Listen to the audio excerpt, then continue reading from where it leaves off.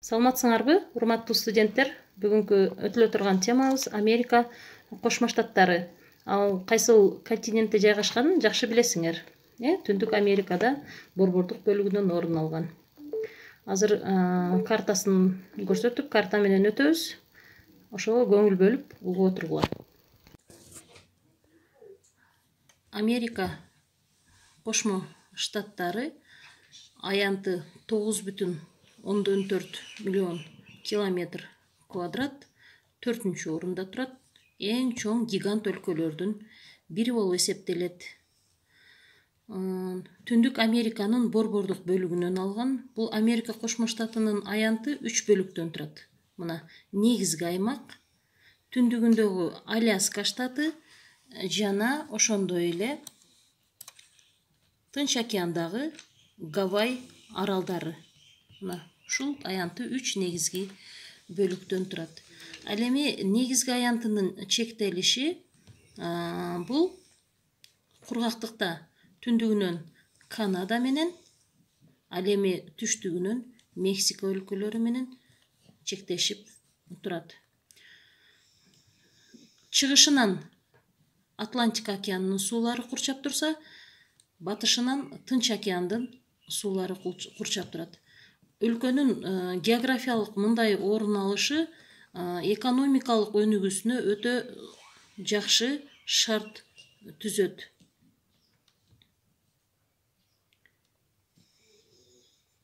Себеби өзүңөр билгендей, суу транспорту эң арзан транспорт болгондуктан Атлантика океаны аркылуу Европанын эң өнүккөн өлкөлөрү, Батыш Европа өлкөлөрү, Африка өлкөлөрү жана ошондой эле түштүк Америка өлкөлөрү менен оңой эле суу аркылуу байланыштарды түзө алат. Ал эми Тынч океанынын суулары менен Азиянын чыгышындагы өнүккөн өлкөлөр Япония, Корея, Түштүк Корея, Түндүк Корея, мына бул жерде Кытай жана ошондой эле Малайзия, Сингапур, Таиланд сыяктуу Австралия өлкөлөрү менен оңой эле эмне кылат экен? Суу аркылуу соода сатык иштерин жүргүзө алат. АКШнын жаратылыш шарты ар түрдүү жана жаратылыш байлыгы өтө зор. Өлкөнүн батышы тоолуу, Кордильер аскалуу тоо, Тынч океандын боюндагы Ж кыркатоосу, Сьерра Невада, Каскадный тоолору. Чыгышта орто тоолуу, орто бийиктиктеги Апалач тоолору жайгашкан. Өлкөнүн борбордук бөлүгү бөксө тоолуу, түздүктүү плато, ал эми чыгышында түштүк чыгыш бөлүгүндө айыл чарбасына ыңгайлуу түздүктөр басымдуу. Ар түрдүү ошондой эле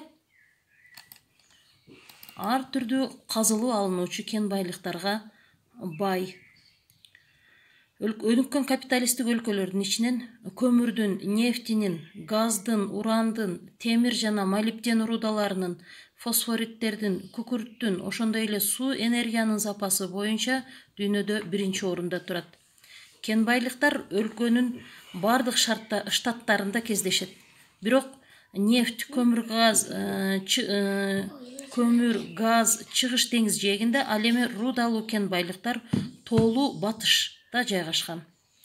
Ошондой эле Аляскада нефть, газга жана ошондой эле түстүү металлга өтө бай. Өлкөнүн аймагы ошондой эле ички сууларга өтө бай келет дагы. Көбүнчө ал сууларга өлкөнүн эң ириделген ГЭСтери курулган. Калкынын саны боюнча АКШ дүйнөдө 3-чү орунда.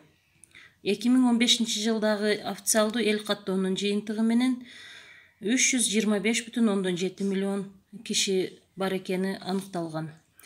Демографтардын прогнозу боюнча 2025-жылы калктын саны өлкөдө 327 миллион кишиге жетет деп айтышкан.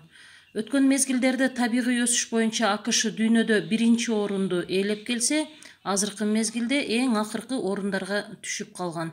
Ошондой эле АКШнын калкынын өсүүсүндө иммиграциянын орду аябагандай чоң. АКШда 100дөн ашуун улуттардын өкүлдөрү жашайт. АКШ мамлекеттик түзүлүшү боюнча федеративдүү республика. Өкмөттүн башында 4 жылга шайлануучу президент турат. Ал эми административдик аймактык жактан бөлүнүшү 50 штаттан турат.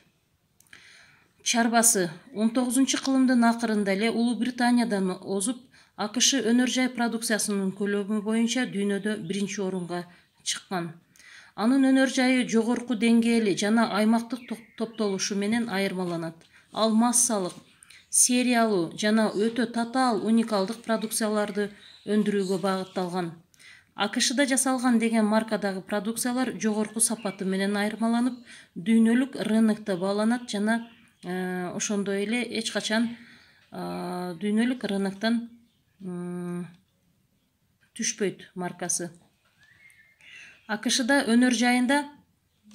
өнөр жайында азыркы кездеги тармакчалар өндүрүүнүн түрлөрү бар. Ошондой болсо да алардын ичинен өлкөнүн жүзүн дүйнөлүк чарбада көрсөткөн тармактар өзгөчө айырмаланат. Бул болсо мурда эле Америка үчүн традициялуу болгон автомобиль куруу, Экинчи дүйнөлүк согуштан кийин пайда болгон авиаракета, космостук өнөр жайы жана электрониканы айтууга болот.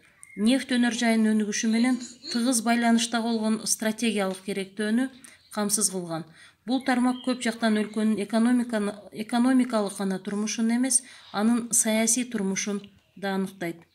Ошондой эле дагы бир баса белгилеп кетүүчү жагдай бар. Азыркы мезгилде ушу дүйнө өлкөлөрүнүн саналуусу гана экономиканын пост индустриалдык доорунда жашаган өлкөлөрдү атоого болот. Ошолордун биринчиси Америка Кошмо Штаттары. Пост индустриалдык доор деген эмне? Пост индустриалдык доор деген индустриалдык, тагыраак айтканда, өлкөнүн ички дүң продукциясынын, экономикасындагы ички дүң продукциясынын негизги көлөмүн эми индустрия эмес, индустриядан дагы алдыга озуп чыккан, алдыга өтүп кеткен бул кайсыл тармак? Туризм, эс алуу тармагын айтууга болот. Азыркы мезгилде Америка Кошмо Штатынын ички дүң продукциясынын 70%тен ашуунун эмне берет экен? Туризм тармагы берет. Баягы биз жогоруда айтып өткөн Аляска штатында, ошондой эле Тынч океандагы Гавай аралдарында, Атлантика океанынын боюндагы жээктериндеги өлкөлөрдө, Тынч океанынын жээгиндеги өлкөлөрдө аябагандай сонун өлкөлөрдө эмес, өлкөнүн Атлантика океанынын жээктериндеги аймактарында, ошондой эле чыгыш тарабындагы Вашингтон, Нью-Йорк сыяктуу шаарларында аябагандай зор туризм гүлдөп өсүп өнүккөн туристтик фирмаларды кездештирүүгө болот. Мына ошолор өлкөнүн экономикасын көтөрүүгө аябагандай чоң өбөлгө түзөт. Ошондуктан акыркы мезгилдерде Америка Кошмо Штаттары чарбасын, айрыкча куруу өнөр жайын, казыбалуу өнөр жайын өнүктүрүүгө анчалык эле кызыктар болбой калган. Негизги тема боюнча ушулар. Калганын силер өзүңөр бышыктоочу суроолорду дагы жөнөтөмүн. Кайрадан жазып, конспект кылып мага жөнөтөсүңөр.